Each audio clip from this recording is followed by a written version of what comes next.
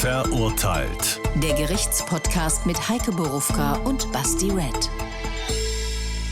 Das sind wir, Endspurt, vorletzte Folge der 11. Staffel und letzte Folge im Jahr 2024. Schöne Weihnachten euch da draußen.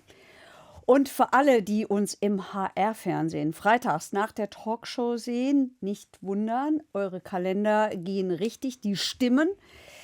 Das Jahr dauert noch ein bisschen an, aber wir werden immer zeitversetzt gesendet. Wir produzieren vor Weihnachten und senden an Weihnachten und wünschen euch deshalb schöne Weihnachten. Alle unsere Folgen findet ihr zeitnah und zum richtigen Zeitpunkt zum Hören in der ARD-Audiothek, zum Schauen auf dem HR-Kanal bei YouTube und in der ARD-Mediathek. Und überall gilt, ein echter Fall, ein echtes Urteil, echtes Leben, viele, viele Fragen und Antworten, natürlich auch immer zu unserem Rechtssystem. So ist es. 11. Folge in der 11. Staffel. Schnaps für alle. Das ist eine gute Überleitung, Hammer. Tatsächlich, weil ich muss auf jeden Fall das hier nutzen. Bei Schnaps für alle muss ich natürlich auch an Moses Pelham denken, der vor ein paar Tagen sein letztes Konzert gegeben hat. Farewell, mein Lieber. Absolute Legende, auch Freund unserer Sendung. Saß bei uns schon im Publikum. Wir waren auf seinem allerletzten Konzert in der Batsch Cup. Also ich darf gar nicht zu viel darüber nachdenken, sonst kriege ich Gänsehaut und fange an zu weinen. Wie komme ich jetzt aus der Nummer raus? Erstmal frohe Weihnachten. Nachträglich. Oder wie ist das? Kann man das am ersten Weihnachtsfeiertag immer noch machen? Natürlich. Ja. Dann das. Schönes zwischen den Jahren gewünscht. Und ja, es ist ja meistens so, dass wir so einen kleinen Spannungsbogen haben, dass wir die vorletzte Folge nicht zu blutrünstig machen. Das ist auch in der 11. Staffel noch so. Das heißt aber nicht, dass es unspektakulär ist, weil ich habe mich sehr, sehr, sehr auf diesen Fall gefreut. Als du mir gesagt hast, was da passiert ist, hatte ich direkt einige Fragen, einige Schubladenbilder natürlich schon im Kopf von meinen Friends, die sich in diesen Bereichen dort bewegen. Und das alles hat an einem Ort stattgefunden, wo ich auch früher immer Schlitten gefahren bin. Wo das ist, hören wir uns an. Der Fall. Am 8. Januar 2022 liegt in Schmitten im Taunus in der Nähe des Feldbergs viel Schnee. An diesem Nachmittag spielen Kinder und Jugendliche in dem Wintermärchen, während ein Anwalt in der Nähe spazieren geht. Plötzlich wird er von einem Schneeball getroffen. Er macht den Werfer aus, einen 9-Jährigen, schnappt sich den Jungen, schubst ihn in den Schnee, tritt nach ihm und seift das Kind mit Schnee ein. So ermittelt es später die Frankfurter Staatsanwaltschaft und klagt den Juristen wegen Körperverletzung an. Im Oktober 2024, fast 2 Jahre später, treffen alle wieder aufeinander im Amtsgericht in Königstein. Und wie erfahrene Hörerinnen und Hörer wissen, ich liebe Königstein und das Amtsgericht, weil die immer so freundlich zu mir sind, weil du da an der Tür begrüßt wirst, nicht nur ich, sondern jeder, weil man gefragt wird, wo man hin möchte, weil einem der Weg gewiesen wird und weil alle so nett zu einem sind. Und so ging ich an diesem Tag nach Königstein ins Amtsgericht, öffne die Tür und die Vorsitzende Richterin sagt, die Frau Borufka kommt, schauen Sie mal, die Vorhänge sind neu. Weil du einmal hier bemängelt hast, dass Weil ich da mal so alte bemängelt Vorhänge habe, waren, dass da die verrobbten Vorhänge hängen. Oh, und geil. ich das unwürdig fand in diesem schicken Königstein und überhaupt im Gericht. Das heißt, die hören hier zu und Scheinbar. erfüllen dann die Wünsche. Habe ich mich Das heißt, gefreut. nächstes Mal, wenn du da hingehst, gibt Heike 5.000 € und die gibt es dann mir. Man weiß nicht. Ich machen bin ja wir das. Vielleicht bescheiden. klappt das ja. Ich freue mich Das ja sollst du über auch nur für mich einsammeln. ordentliche Vorhänge. Ja, liebe In Grüße auf deutschen jeden Fall. Gerichtssälen. Nach Königstein ist auf jeden Fall ein Quell interessanter Geschichten dort, die Absolut. vielleicht mal nicht so blutrünstig sind, aber trotzdem interessant. 2 erste Fragen habe ich. Die eine ist ganz schnell. Wintermärchen, ist das irgendein stehender Begriff oder ist das einfach nur eine Formulierung? Wintermärchen ist ein stehender Begriff, ist, wenn du so eine Postkartenlandschaft hast. Okay. Schnee, schneebedeckte Bäume, spielende Kinder und was man sich halt so vorstellt. Okay, das heißt, An Weihnachten. Da ist kein besonderer Ort, der Wintermärchen heißt. Oder das ist irgendeine Zeit, die besonders wahnsinnig geil war. Nein. Okay. Die zweite, eigentlich war das die erste. Mein allererstes, was ich mir aufgeschrieben habe mit 3 Fragezeichen dahinter. Der tritt auf den ein. Habe ich das richtig verstanden? Er soll auf ihn eingetreten haben. Angeblich. Okay. Wie nähern wir uns dieser ganzen Geschichte? Ich würde sagen, wir machen Prozesschronologie. Prozesschronologie. Okay. Okidok. Prozesschronologie geht nämlich so. Die Vorsitzende Richterin hat nicht nur mich freundlich begrüßt, sie hat auch den Angeklagten freundlich begrüßt, nämlich mit den Worten, geht's Ihnen denn gut? Hintergrund ist, der Prozess sollte schon mal beginnen. Er begann aber nicht, weil er nicht kam. Und Antwort darauf von ihm war, das ist alles so sehr belastend. Das heißt, er hat eigentlich schon einmal abgesagt. Er hat schon einmal abgesagt, aber ja, weil alles so belastend für ihn ist. Das kann ich machen. Nee, das kannst du natürlich nicht machen, gibt's Ärger. Aber er hat es ja scheinbar gemacht. Er hat es gemacht und er hat auch, tatsächlich ist er auch ein bisschen, also tatsächlich ist er auch krank. Der hat diverse Krankheiten, dann kommen wir noch genauer dazu. Trotzdem, Du musst es schon nachweisen. Du kannst nicht anrufen und sagen, heute fühle ich mich unwohl, ich komme dann doch nicht. so klang das eben. Ja, so fühlte sich das auch an.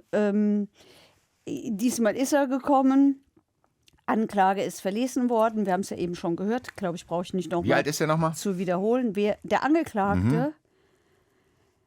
Angeklagte, ist 73 geboren. Warte, der ist im Dezember 73 geboren und ich war im Oktober 24 im Prozess, also war er 9 und? Keine Ahnung. Ich kann doch nicht rechnen. 50. Das weiß doch jetzt jeder. 49. Ah ja, ja. War er. Ja. Gut. War Und er der im ist selber Oktober. Anwalt. Der ist selber Anwalt. Hat er sich selbst vertreten? Nein. Warum? Er hatte einen Strafverteidiger dabei, das hielt er, glaube ich, für schlauer. Klammer auf, ich am Ende auch. Okay. Es war ganz klug. So, also Anklage ist verlesen worden. Brauche ich ja nicht zu wiederholen.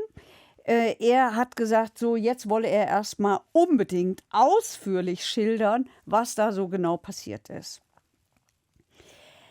Weil er das Gefühl hat, dass keinerlei Interesse daran besteht, was ihm zugestoßen sei. Und selbst wenn er sich inkorrekt verhalten habe, sei da ja die Frage von Unverhältnismäßigkeit. Also so begann der Vortrag. Nochmal, das Erste, was er sagt, war von wegen hier, wer denkt denn an mich? Ja, Ich bin ja auch schließlich von einem 9-Jährigen angegriffen worden. ja, Das nicht vergessen, ja. hohes Gericht. Also du kannst dir ungefähr vorstellen, ich habe meinen Laptop rausgeholt und dann habe ich nur noch geklappert, weil ich war sehr beeindruckt von dem, was er erzählt hat. Und ich dachte, ich muss dringend alles wörtlich mitschreiben. Mitgeschrieben habe ich. Es sei ihm sehr wichtig, den ganzen Sachverhalt zu schildern. Es war ein sehr kalter Tag, ich war unruhig. Ich fühlte mich nicht gut. Ich hoffte, bei einem längeren Spaziergang würde ich meinen Kreislauf wieder in Ordnung bringen. Ich hatte vorher Herzschmerzen. Herzschmerzen im Sinne von, Er sagt, er sei herzkrank. ach so, Und deswegen hat er also Herzschmerzen. ist nicht irgendwie Er war auch- Liebesgeschichte gewesen. Nein, das war nicht der Herzschmerz. Okay. Nein. So, und er war bei Freunden zu Besuch und dann sind sie da nach Schmitten hochgefahren zum Pizzatoni. Pizzatoni ist da so ein Ort, wo man offenbar hingeht, nicht nur um Pizza zu essen. Ich habe mal nachgeguckt, das ist das Lokal mit heimeligem Wirtshaus-Flair, hellen Holzmöbeln und Biergarten, das Gerichte aus Italien serviert. Sondern drumherum gibt es eben auch das Wintermärchen. Also schöne Landschaften und Schnee und so, wo man halt spazieren kann. Jetzt muss ich trotzdem nachfragen, nochmal, weil du das jetzt nochmal erwähnst. Ist ein Wintermärchen situativ oder ist das immer? Nein, das ist situativ. Okay. Das Das heißt, Wintermärchen der hast du nicht im Frühling. der Pizzatoni kann nicht garantieren, dass Nein. Wintermärchen immer Aber da der Pizzatoni kann garantieren, dass es Gerichte aus Italien gibt im heimeligen Wirtshaus-Flair. Ich will nur so ein bisschen beschreiben, wo wir uns befinden. Also wenn du mich, ich würde mitkommen. Wenn Pizzatoni? Ja, safe. Okay. Wenn irgendeiner mich fragen würde, ey, in Schmitten, der Pizzatoni, du bist geil. Das wird safe ein lustiger Abend. Egal auch ob nach mit der oder Pizza. ohne Wintermärchen. Ja. Okay. Also zum Pizzatoni nach Schmitten würde ich mitkommen, weil ich glauben würde, dass da das lustig ist. Also Weil so Pizzatonis, weißt du, was so Pizzatonis auch für Orte sind? In so kleinen Städten immer. Da kommen dann die lokalen Leute hin und freuen sich, weil sie denken, dass Pizzatoni nur sie so exklusiv begrüßt. ist auch so. Ich hatte auch so einen Pizzatoni gegenüber und es war auch so. Ich schwöre, der hat nur mich gemeint. nur mich. Der hat exklusiv nur für mich so gut gekocht. Also seine Frau. Wirklich. Genau. Ich hatte mal eine unglaublich lustige Szene. Da ist jemand wirklich sehr prätentiös in dieses italienische Restaurant bei mir reingekommen, da, wo ich wohne. Wir saßen da, ganz normal gegessen. Und der hat da wirklich eine Show gemacht, als wäre der blutsverwandt mit dem Besitzer. Und dann hat er sich dann dahingesetzt, so richtig unangenehm. Und hat dann auch die ganze Zeit so überitalienisch akzentuiert. Und dann setzt er sich hin und sagt, ich, wie immer. Und der Kellner wusste überhaupt nicht, wer es ist. Der wusste überhaupt nicht, wer es ist. Dann sagt er, wie immer. Dann sagt er, Entschuldigung, ich muss nachfragen, was bestellen Sie immer? Dann denkst du dir so, Alter, ist dir das jetzt für deinen Essenspartner unglaublich unangenehm. Naja, aber deswegen würde ich mit zum Pizzatoni kommen, weil ich auch denken würde, da sind ordentliche Portionen beim Pizzatoni in Schmitten. Genau. Also beim Pizzatoni in Schmitten drumherum gibt es aber auch, ich zitiere, recht schöne Passagen. Und an einer solch recht schönen Passage kam unser Anwalt vorbei, blieb stehen und telefonierte mit seiner Kollegin. Ich zitiere, ich habe mich vor der Landschaft positioniert, vor der schönen schneebedeckten Winterlandschaft. Dadurch mag der Eindruck entstanden sein, dass ich fotografiere. Da macht er so vor, wie man halt so fotografiert. Er hat sich in der Landschaft positioniert. Wie meint er das? Meint er das, dass die Landschaft sich auf ihn vorbereiten muss und so, hi Landschaft, ich bin da, ich positioniere mich jetzt hier? Nein. Oder hat er sich so positioniert, dass seine Ja. FaceTime-Partnerin Ja. das sieht mäßig? Ja. So von wegen, das sieht jetzt so aus, hi, was geht ab? Ich könnte aber auch ein Selfie machen. Ja. Das war das, okay. Genau. So hat er sich da positioniert. Ich habe versucht, mich schön zu positionieren, hat er gesagt. So, und dann hat er die Kinder gesehen, die sich gegenseitig mit Schneebällen beworfen haben. Und nicht nur das, die haben auch Passanten mit Schneebällen beworfen. Und dann haben die einen älteren Herrn mit schwarzem Mantel auch beworfen. Und an dessen Schulter platschte der Schneeball ab, hat der Anwalt gesagt. Ja. Aber eigentlich war er auf sein Telefonat konzentriert. Plötzlich fällt mir ein Schneeball auf das rechte Auge, also auf die Brille, sagt der Anwalt. Und dann war er erstmal geblendet vom Schnee und dann konnte er natürlich nichts sehen, weil da war ja der Schneeball auf der Brille. Nur eine Gruppe hat er so schemenhaft wahrgenommen von, wie er schätzt, 10 Kindern. Dann hat er sich den Schnee aus dem Gesicht gewischt und hat gerufen, wer war das? Und dann gab es einen größeren Jungen, der auf einen kleinen Jungen in einer blauen Jacke gezeigt hat und gesagt hat, der war das. Schöner Kumpel. Was? Ja, Auch noch auf den Jüngsten. also auf einen sehr jungen. War der auch jedenfalls. da an dem Tag, der den outgecallt hat? Das kann ich nicht genau sagen, aber das ist möglich, dass er einer dieser Zeugen war. Doch, ich glaube, es war einer dieser Zeugen. Warte, da kommen wir gleich hin. Also jetzt sind wir ja noch beim Anwalt. So. Und der Anwalt sagt, mehr als die blaue Jacke konnte er halt nicht erkennen wegen der Brille. Er sei auch stark kurzsichtig und hat diesen Schneeball da jetzt noch drauf. Das ist natürlich unglücklich. Und er hat gesehen, wie der mit der blauen Jacke weggeflitzt ist. Weggeflitzt. Dann dachte er, na, der wird schon gewesen sein, wenn der wegflitzt. Ja gut, der ist ja gerade auch beschuldigt worden. Was ich tatsächlich, das ist schon ein Arschmove. Das ist nicht nett. Der Anwalt. Ja, vor, du bist so ein kleiner, unbedarfter Neunjähriger. Und dann kommt irgendein Größerer und sagt, der Kleiner war es mit der blauen Jacke. Und dann würde ich aber auch flitzen, selbst wenn ich es nicht gewesen wäre. Und der ist 9 Jahre, der Arme. Aber der Anwalt sagt, ich hatte Glück, weil die blaue Jacke vor mir gestolpert und hingefallen ist. Also ist der Anwalt hingegangen, hat den Schnee genommen, hat mit der linken Hand die Kapuze zurückgezogen und hat mit der rechten Hand, wie er sagt, so fest wie er nur konnte, in den Kragen den Schnee reingeschoben. Ich würde sagen gestopft. So, er hat gesagt, das war auf Hautkontakt angelegt, was er da gemacht hat. Der hat sehr detaillierte, genaue Formulierungen auch. Ja, das ist ein Anwalt, der formuliert präzise. Mein Handeln war auf Hautkontakt ausgelegt. sehr feste, damit er den... Ich habe ihn Das ist ja auch ganz ehrlich, das ist der ekelhaftste Move, den man haben kann. Ich kann das jetzt nachfühlen. Wie sich das kennt. Dann ist das da hinten drin und wenn du anfängst, die Lage zu verbessern, verschlimmerst du die noch, weil dann fallen die Sachen runter. Und dann sind die plötzlich da unten. Und dann fangen sie an zu schmelzen. Und dann ist das... Alter. Also, der hat jedenfalls gesagt, ich habe ihn reingedrückt und geguckt, dass er da auch drin bleibt, also den Schnee. Wie dass er da drin bleibt. Na, der wollte halt, dass der Schnee drin bleibt. Er wollte halt, dass es dieses Gefühl auslöst. Ja, aber was für Maßnahmen hat er dafür ergriffen? Naja, der Kleine, komm, da ziehst du so, der wird verängstigt gewesen sein, wird still dagestanden haben. Und dann hat er den über nochmal sich auf den Boden ergehen lassen. gedrückt, damit es... Warte, der Schnee ist noch nicht ganz drin. Also der Schnee sei dann geschmolzen und runtergelaufen. Und ganz ehrlich jetzt, aber mal Spaß beiseite, das ist für einen 9-Jährigen schon eine ekelhaft bedrohende Situation. natürlich. Du kannst ja nicht zum 9-Jährigen packen. Deswegen steht der Kerl ja auch vor Gericht. Ja, Gott sei Dank. So, Wann kommt der Tritt?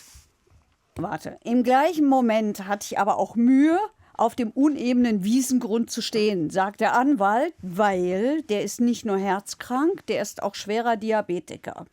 Und deswegen, sagt er, hat er in den Fußsohlen wenig Gefühl und schlägt dem Gericht auch gleich vor, da könnte man auch gleich einen neurologischen Sachverständigen zu laden, weil der könnte das erklären, wie das mit den Füßen und dem wenigen Gewicht bei Diabetikern ist. Das bringt mich dazu, meine zweite Frage zu stellen.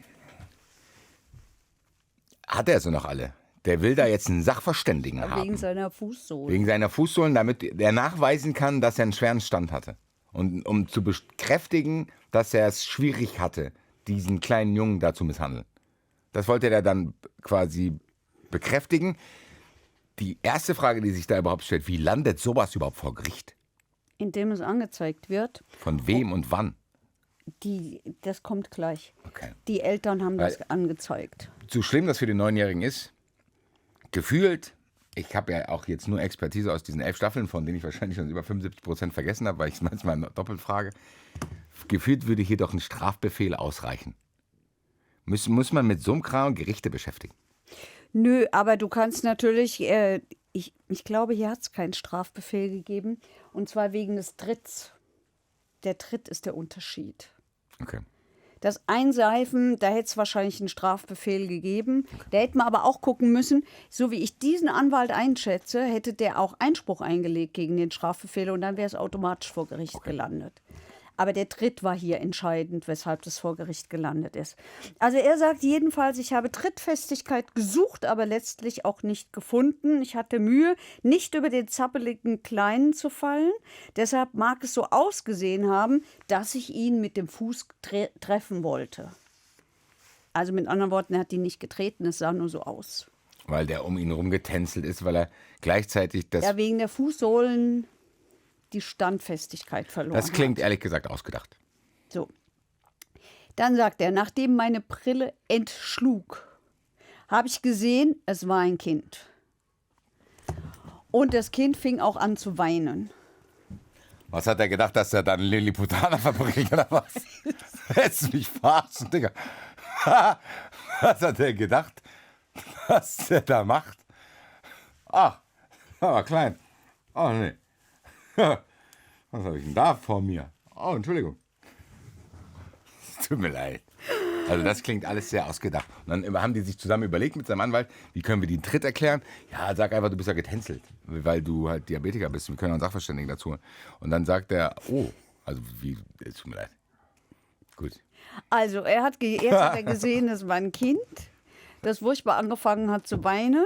Aber da sagt er, naja, das wird der Schreck gewesen sein. Vielleicht auch die Angst, dass er eine Abreibung bekommen hat, weil er mir diesen Schneeball ins Gesicht geworfen hat.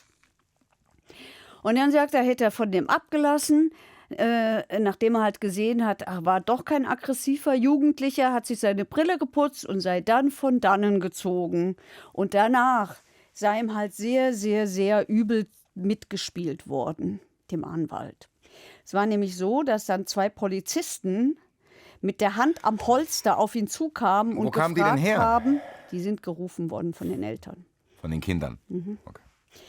Und irgendeins der Kinder muss wohl auch gesagt, oder Jugendlichen muss wohl auch gesagt haben, der hat wohl ein Messer. Irgend sowas muss gewesen sein. Jedenfalls kamen diese Polizisten, sagt er, und hatten die Hand am Holster und haben ihn gefragt, Sie da hinten, haben Sie ein Messer dabei?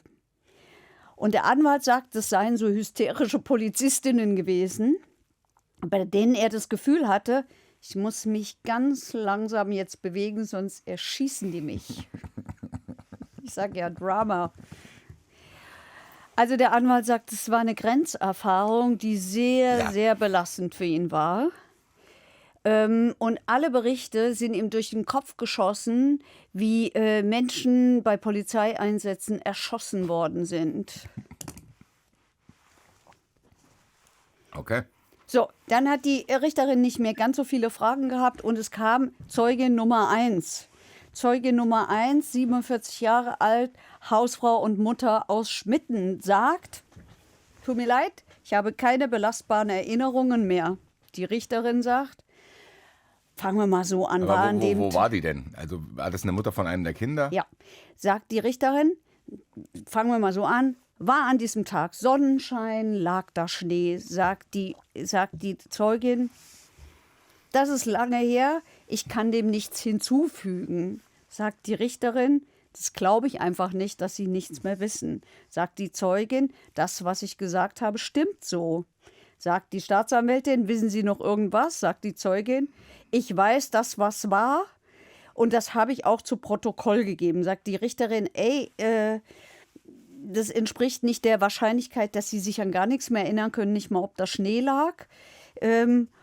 Und droht mit Ordnungsgeld, sagt die Zeugin, ich möchte das hier aber so stehen lassen, sagt die Richterin. Aha, Sie verweigern also die Aussage.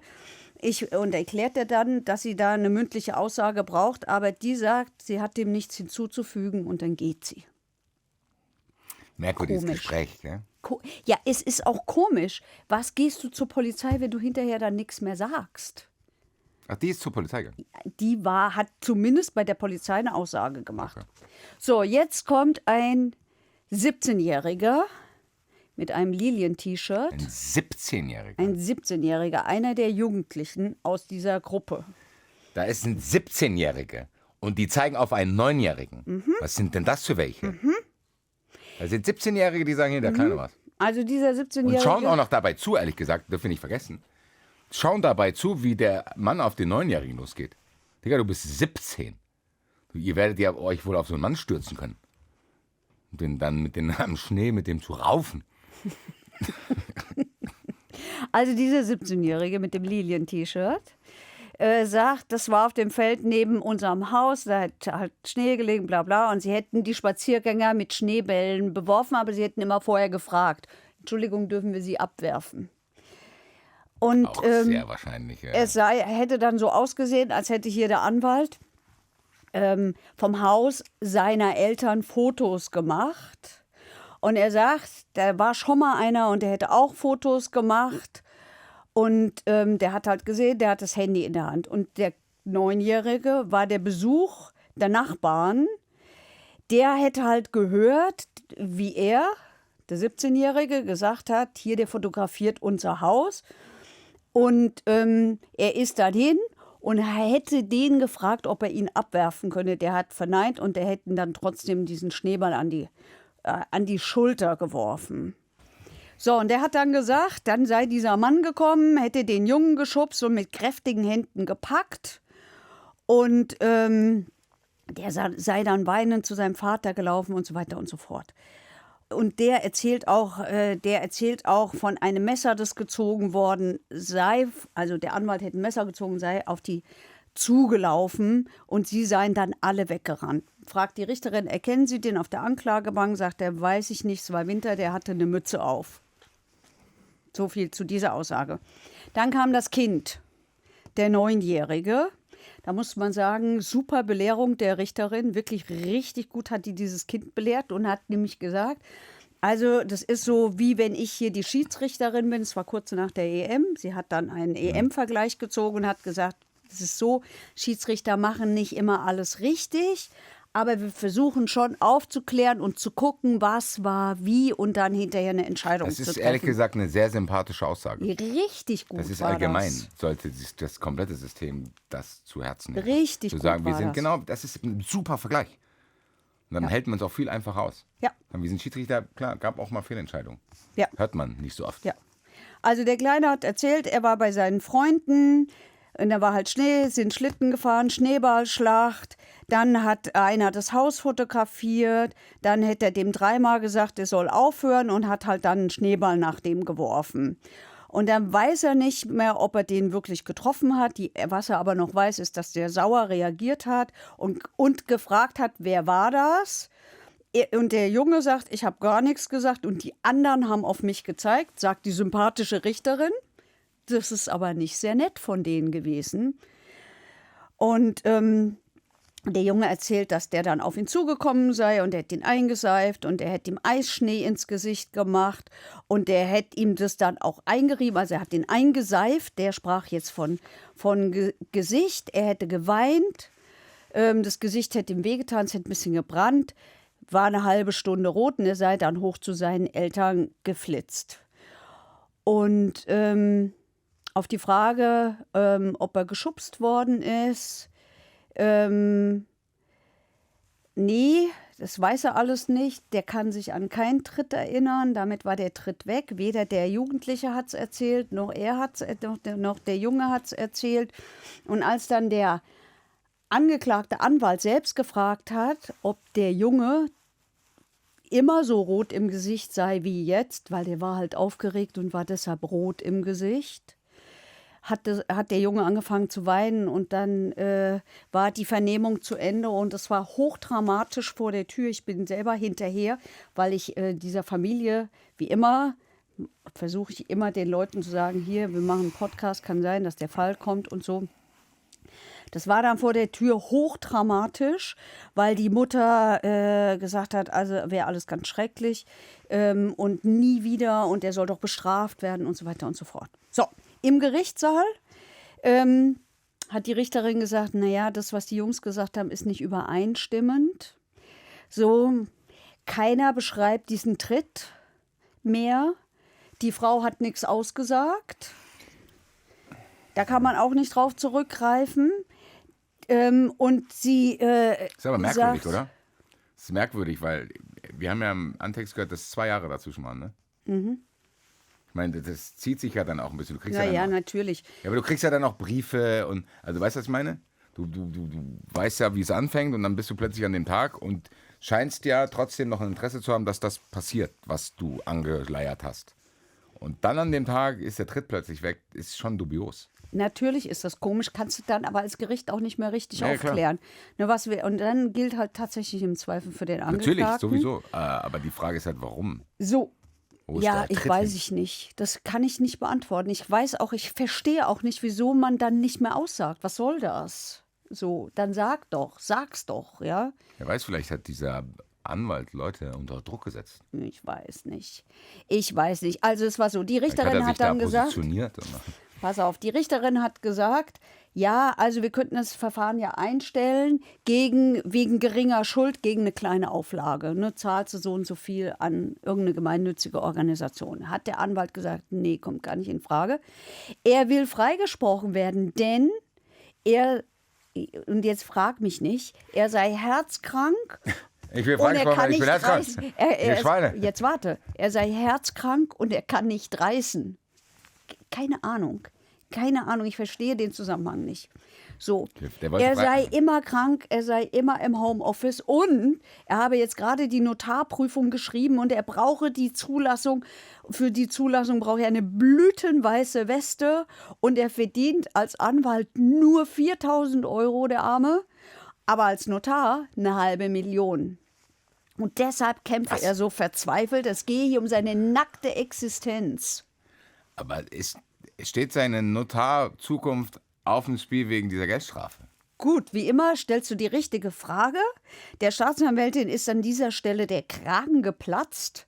Die ist sonst eher besonnen gewesen, aber sie hat gesagt, die Wahrheit liegt hier in der Mitte, aber dann musst du auch so ein bisschen uns entgegenkommen, ein bisschen Einsicht zeigen und nicht so rumlamentieren.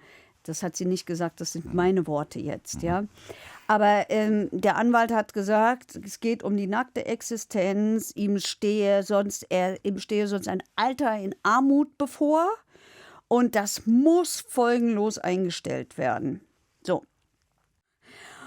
Und die Staatsanwältin hat gesagt, ja, also sie wäre dazu. Nein, natürlich nicht. Natürlich stimmt es nicht. Die Staatsanwältin hat sofort gesagt, das interessiert keine Notarkammer, es interessiert keine Anwaltskanzlei, das wird nicht mal im Bundeszentralregister eingetragen.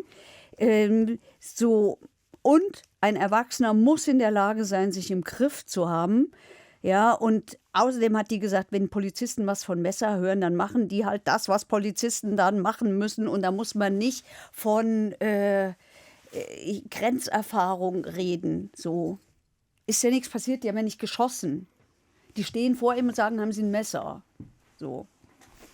Ich ärgere mich gerade nachträglich sehr, dass ich kein Notar geworden bin. Das sind die mit den Stempeln, gell? Ja, das sind die mit den Stempeln. Die scheinen ja einen Arsch voll Geld zu verdienen. Das sind die dann mit den sitzen die da und sagen, ja, hier, also, das ist mein Stempel, 1.000 €. Also die Richterin hat dann zu ihm gesagt, na gut, die Staatsanwältin hat gesagt, gut, okay, dann fahren wir eben weiter. Die Richterin hat gesagt im Übrigen, sie hatten keinen Wohnsitz angemeldet, deswegen war es so schwierig, sie zu finden, was ist denn da los? Da hat er zu der gesagt, passen Sie mal auf, Frau Richterin, Sie sind hier in Königstein, Sie wissen wahrscheinlich nicht, was organisierte Kriminalität ist. So. Hä? Und deswegen sei er unbekannt verzogen, weil er war von irgendwelchen dubiosen, organisierten Kriminellen offenbar, keine Ahnung was. Das kann ja aber auch sein. Nein, das kann nicht sein. Der Mann macht Zivilrecht. Der hat nichts mit Strafrecht zu tun. Also das ist alles ein bisschen sehr dramatisch. Und die Staatsanwältin hat auch gesagt, hier, mein Freund, das ist halt das Problem, dass sie halt einfach nicht einsichtsfähig sind. So, hat der Anwalt mit ihm geredet, war er dann doch ein bisschen einsichtsfähig. Die Richterin hat gesagt, na gut, also einseifen ist keine Schneeballschlacht und sie hätten einfach gar nichts machen sollen. So, einfach weggehen. Oder den Eltern Bescheid sagen. Ja, sagen, ey, was habt ihr hier für Kinder? Der Anwalt hat aber gesagt, nee, also er wird sich ja wohl verteidigen dürfen. Das ist das Notstandsrecht gegenüber übergriffigen Kindern und Jugendlichen. Gibt's das? Also sagen wir mal so, ich darf, die Frage ist ja, darf ich mit im Verhältnis roher Gewalt gegen sowas vorgehen? Ja, niemand muss sich vorsätzlich verletzen lassen, aber das gibt natürlich Einschränkungen und zwar gegen 9-jährige Kinder. Dem darf ich gar nichts machen. Naja, schon. Das heißt, theoretisch müssen wir, also nur naja, schon, aber die darfst du weder treten noch einseifen. Theoretisch gesprochen, welche Maßnahmen darf ich gegen einen 9-Jährigen ergreifen? Na, das, was du gesagt hast. Ich pack den und gehe zu den Eltern zum Beispiel. Aber packen darf ich ihn schon. Na, ich glaube schon, ich würde das mal einfach behaupten. Das ist ja interessant. Weil es gibt ja tatsächlich, also wenn mich jemand angreift. Das fragen wir nachher gleich. Okay. Das fragen wir nachher gleich unseren Joker, der weiß das, der ist Staatsanwalt. So, also, der Anwalt hat dann interveniert. Der Angeklagte hat gesagt, okay, er lässt sich darauf ein. Er muss jetzt 1.500 € an den Kinderschutzbund bezahlen. Damit ist das Verfahren, wenn er es bezahlt hat, wird das Verfahren endgültig eingestellt. Der hat aber vorgebeugt, das hat er uns auch gesagt, der hat für diesen Fall schon mal Rücklagen gebildet, dass er diese 1.500 € an den Kinderschutzbund bezahlen kann. Wenn du nur 4.000 € im Monat verdienst, ist das natürlich auch ein Haufen Geld. Das musst du natürlich auch sehen. So, und ich habe später dann nochmal mit der Staatsanwältin geredet und habe gesagt, warum keine Verurteilung? Und sie sagt halt, naja, also wir haben hier keinen Verletzungserfolg, der ist nicht nachweisbar. Wir können nicht sagen, also der Junge hat gesagt, ja, mein Gesicht war rot und es war dann aber relativ schnell wieder vorbei. Okay. Der Vorwurf, dass er getreten hat, war ganz schnell weg. Kein Zeuge hat davon gesprochen. Also, wo ist die Straftat? Ja, ich kann das alles nachvollziehen. Außer seine Strategie, die ist ein bisschen strange. Ja. Weil die ist so sehr auf, ja, keine Ahnung, manche leben halt dann irgendwie, die haben wahrscheinlich so ihre eigene Realität. So, vielleicht hat er auch Leute in seinem Umfeld, die genau das mitmachen. Und diese Dramatik, die er da spürt, vielleicht auch mitleben. So zu denken, ich kann es verstehen. Da musst du vor Gericht und da, was machen die denn, wenn die Notarleute das mitkriegen? Ach du Scheiße. Und dann, wahrscheinlich hat er da so Leute. Weil am Ende wirkt er ein bisschen überrascht, dass er FaceTimen kann. Gut. Kein Urteil heute. Kein Urteil heute. Ob das in der letzten Folge dieser Staffel in 2 Wochen passiert, wissen wir noch nicht. Aber was ich auf jeden Fall weiß, dass wir noch einen Zuschauerraum haben, oder? Jawohl. Rap, rap, rap. Zuschauerraum. Und da rufen wir an, habe ich ja schon angekündigt. Da ist er schon. Wen? Garabet? Basti Red und Heike Borufka. Und Basti Red sagt, mit Daniel Garabet könnte man auch Musiker werden, also mit dem Namen. Ja. Oha. Ein sehr schöner Name, tatsächlich. Dankeschön. Genau. So, wir haben eine Frage. Wir haben erst eine Frage zum Fall. Frage zum Fall und zwar zu dem Anwalt aus Königstein. Ich sage jetzt mal der Transparenz halber, dass ich ihm schon gesagt habe, über welchen Fall wir reden. Ja, ich habe eine Frage. Was für einen Werkzeugkoffer habe ich als Erwachsener, um mich gegen einen 9-Jährigen zu wehren? Wahrscheinlich nicht so viele Dinge wie bei einem Erwachsenen. Darf ich den, wenn der mich nervt, darf ich den packen? Ja, packen. Also sagen wir mal so, wenn du sagst, wenn er dich nervt, darfst du ihn nicht packen. Aber wenn er, um jetzt auf den Fall dann konkret zu sprechen zu kommen, wenn er dich jetzt mit Schneebällen bewirft. Ja. Und diese Schneebälle sind auch so, dass du sagst, okay, das stellt, es könnte eine Körperverletzung darstellen oder zumindest eine Nötigung könnte es darstellen, dann kannst du ihn schon davon abhalten, dass er das weiter tut. Aber du hast vollkommen recht, wenn du sagst, da ist ein Unterschied zwischen Erwachsenen und Kindern. Du darfst nicht mit der vollen Härte sozusagen gegen ein Kind vorgehen, wie du das gegebenenfalls gegen einen Erwachsenen dürftest. Okay. Da gibt es Einschränkungen, eben weil es Kinder sind, weil die besonders schutzwürdig sind und weil man da auch die Rechtsordnung nicht so verteidigen muss. Deswegen packen ja, aber viel mehr nicht. Okay, danke. So, und dann haben wir eine Frage von Daniel an Daniel, nämlich, nehmen wir mal an, schreibt hier der andere Daniel, Täter X wird für einen Betrug verurteilt, den er nicht begangen hat, sitzt die Strafe ab und nachdem er aus dem Gefängnis kommt, begeht er tatsächlich einen Betrug. Wird er dann erneut angeklagt oder gilt quasi als verbüßt? Kurze Antwort, ja, er wird erneut angeklagt. Das ist mal eine dieser Fragen, auf die ich nicht mit kommt drauf an antworten muss, sondern eine ganz klare Antwort geben kann. Und die Idee ist nicht ganz neu, dieser Frage. Weil man könnte ja auf die Idee kommen, Dass er ein Gut hat. Genau. Der hat sich ein Guthaben erarbeitet. Der hat quasi eine Strafe für einen Betrug schon abgesessen. Jetzt darf er den auch machen, weil der hat es ja vorher nicht gemacht. Ja, ein bisschen juristischer formuliert, dass das sogenannte Doppelbestrafungsverbot greift, während dass man für dieselbe Tat nicht mehrfach bestraft werden kann. Und wenn man das eben in dem Gedankenspiel so weiterführt, könnte man sagen, gut, hat er ja schon seine Strafe bekommen. Stimmt aber nicht im Ergebnis, weil der Knackpunkt ist dieselbe Tat. Ja, und da wird tatsächlich mal diese sprachliche Feinheit zwischen dieselbe Tat und die gleiche Tat, die ja so umgangssprachlich oft vermischt wird, relevant, weil dieselbe Tat ist konkretisiert durch verschiedene Faktoren, durch die Tatzeit, durch den Tatort, durch den Geschädigten, durch die konkrete Tathandlung. Und das ist nur diese erste Tat, für die er schon verurteilt wurde. Wenn er das Gleiche dann, sagen wir mal, nach seiner Haftstrafe ein Jahr später wiederholt oder erstmalig ausführt, so wie er damals verurteilt wurde, ist das eben nicht mehr dieselbe Tat. Das mag der gleiche Taterfolg sein. Er ahmt sozusagen die Tat, für die er verurteilt wurde, nach, aber es ist nicht mehr dieselbe Tat, sondern es ist jetzt eine andere Tat. Und für die wird er wieder ganz normal bestraft. Okay. Tja, schade, mein Lieber. Ja, doch, eigentlich ganz gut sogar. Ich meinte im Sinne des Fragestellers. Vielleicht hat da ja einer, wollte sich jetzt irgendwie vorbereiten. Wollte nur noch mal sich absichern. Das stimmt. Aber überlegt euch mal, was das heißen würde, wenn das so wäre. Das wäre ja faktisch ein Freifahrtschein. Und wenn wir das jetzt durchspielen mit einem Tötungsdelikt, man wird verurteilt für ein Tötungsdelikt, das man nicht begangen hat. Und es gibt vielleicht auch gar keinen Toten. Und dann kommt man raus und sagt, jetzt habe ich ein Gut. Wäre nicht so gut. Nee. Muss ich länger drüber nachdenken. Aber vielen, vielen Dank. Ich nicht.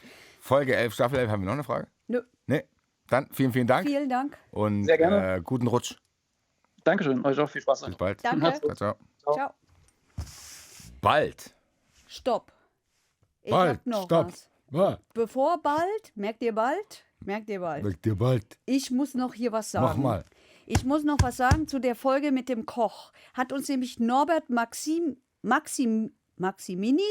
hat uns geschrieben und der hat mich auf einen Fehler aufmerksam gemacht. Ich habe nämlich gesagt, dieser Koch, der hat doch seinen Chef angeschwärzt wegen angeblich verdorbener Lebensmittel. Und ich habe ihn dafür zum Gesundheitsamt geschickt. Falsch. Die Veterinäre von der Lebensmittelkontrolle sitzen im Veterinäramt und nicht im Gesundheitsamt. Auf die Idee hätte ich auch kommen können. Grund ist, hier geht es um Tier- und Lebensmittel. Und dafür ist der Tierarzt zuständig. Das Gesundheitsamt ist fürs Trinkwasser und fürs Badewasser zuständig und fürs Infektionsschutzgesetz und sonst was. Dies wollte ich richtigstellen. Vielen Dank. Außerdem habe ich gelernt von Dani Ben Aschoff. Der ist nämlich Rechtspfleger. Und wir haben uns doch mal darüber unterhalten, was passiert, wenn der Knast voll ist.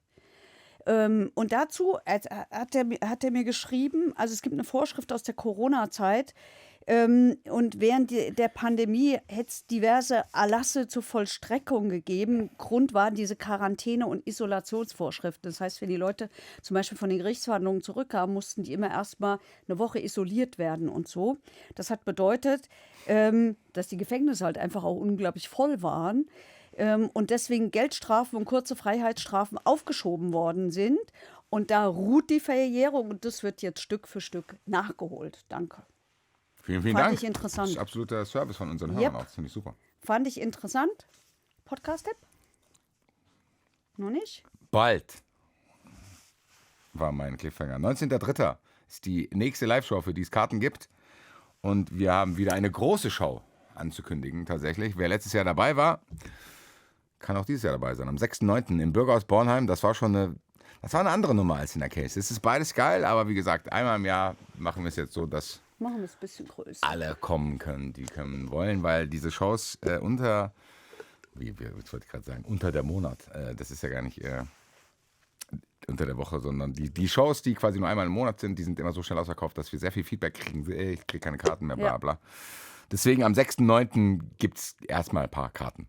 Genau. Wenn man da schnell genug ist, dann sollte man auch eine bekommen. Ansonsten gucken, welche Shows noch verfügbar sind. Genau. Und jetzt kommt Heike Borufka mit dem 2-wöchentlichen Podcast-Service-Tipp für euch da draußen. Guck mal, habe ich heute mal eine Idee. Wollt ihr mal eine andere Gerichtsreporterin hören? Nein. Danke. Also wenn ihr es doch hören Nein. wollt, soll ich einfach nicht Nein, weiterreden? den Doch. machen wir nicht. Wir empfehlen doch keine andere Gerichtsreporter. Es gibt nur eine. Wenn ihr mal eine andere hören wollt, es gibt was. Das heißt Gerichtssaal 237, das ist wirklich interessant. Woher kommt die? Aus welchem Bundesland? Hamburg.